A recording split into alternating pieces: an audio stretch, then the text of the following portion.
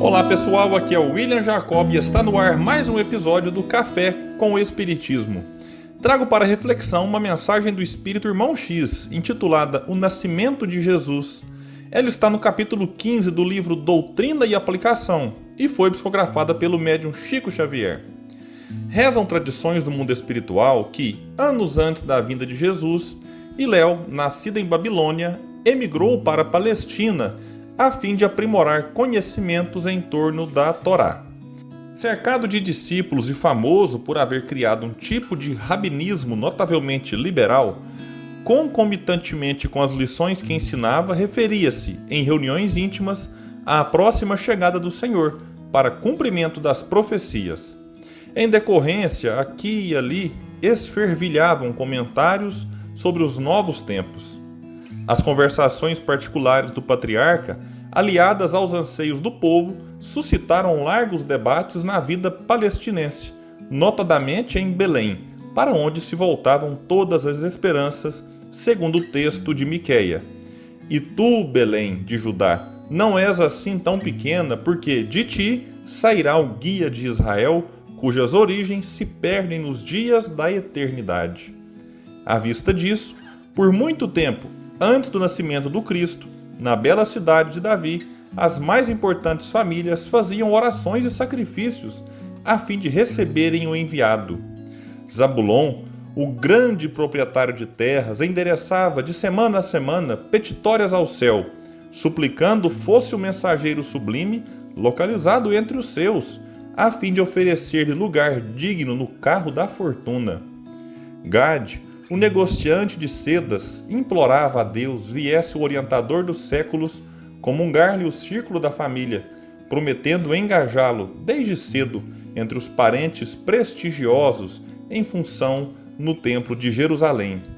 Rubens, o criador de camelos, exorava as bênçãos do Eterno, a fim de que se lhe desse a graça de acolher o Messias no próprio lar, imaginando programas de exaltação para ele, a partir da meninice. Jonas, o joalheiro dos joalheiros, prometia tesouros ao Santo dos Santos, em retribuição pelo aparecimento do Salvador em sua própria casa. Ezequias, o rico fornecedor de cavalos, enviava petições incessantes ao Senhor dos Exércitos, instando para que o excelso emissário lhe fosse entregue no berço, de maneira a orientá-lo para a libertação política de sua gente. Os mais estranhos requerimentos subiam à consideração do Todo Misericordioso. Planejava-se o futuro do Messias, de vários modos. Para uns, deveria ele formar entre os maiores orientadores rabínicos de seu tempo. Para outros, era certo que tomaria as rédeas do poder, a fim de restituir a Israel a independência esperada. Para outros e outros ainda, assumiria a autoridade da cultura e do ouro, fazendo-se invencível comandante de legiões. Acumulavam-se os projetos pessoais dos poderosos do mundo para aquele que chegaria na condição de interventor celeste. Dizem que o Pai Supremo estudou longamente os desencontrados apelos que lhe eram endereçados e, conquanto permitisse, confiantemente que José e Maria sofressem pesadas humilhações na chegada a Belém, determinou que Jesus Cristo nascesse ao pé dos animais, num leito de chão, desvinculado de todos os compromissos da terra, para que a revelação da eterna verdade não ficasse escravizada a ninguém. Bem, meus amigos e amigas, a mensagem de Irmão X nos provoca importantes reflexões.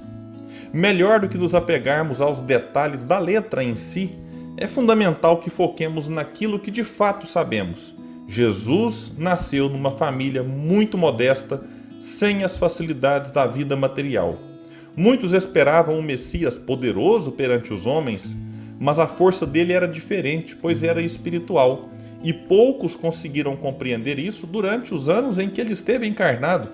Mesmo aqueles seus seguidores mais próximos vacilavam ao verem Jesus tão forte em alguns aspectos e ao mesmo tempo tão simples e humilde, Jesus deu exemplo de humildade não apenas no nascimento, ele viveu entre os simples, entre os pecadores, e não deixou de lhes oferecer seu auxílio e sua palavra amiga, nem mesmo aos excluídos pela sociedade. O dia exato do nascimento de Jesus não sabemos, mas isso pouco importa, desde que entendamos que o seu nascimento é um marco na história da humanidade, pois foi o momento que recebemos aquele que melhor expressou o amor de Deus pelas criaturas, e fez isso de forma tão verdadeira e pura que é tido por muitos religiosos como o próprio Deus encarnado. A doutrina espírita considera o espírito mais perfeito que Deus nos ofereceu, um guia e modelo, aquele que se oferece para mostrar o caminho que leva ao Pai e se coloca como exemplo a ser seguido, mas sem se impor às criaturas. Da manjedoura ao Calvário, a vida do Mestre é repleta de ensinamentos para o espírito imortal que somos. Que saibamos então valorizar e aprender com Jesus, não apenas na data que o mundo estabeleceu para comemorar o seu nascimento, mas todos os dias de nossas vidas. Muita paz e que o Mestre Jesus nos inspire sempre, em especial para que nunca percamos a esperança de um mundo melhor. E eu encerro aqui com uma frase que eu adoro repetir no café e vocês já estão acostumados. Ela é de Gandhi: que sejamos a mudança que gostaríamos de ver. Fiquem todos com Deus e até o nosso próximo episódio do Café com o Espiritismo.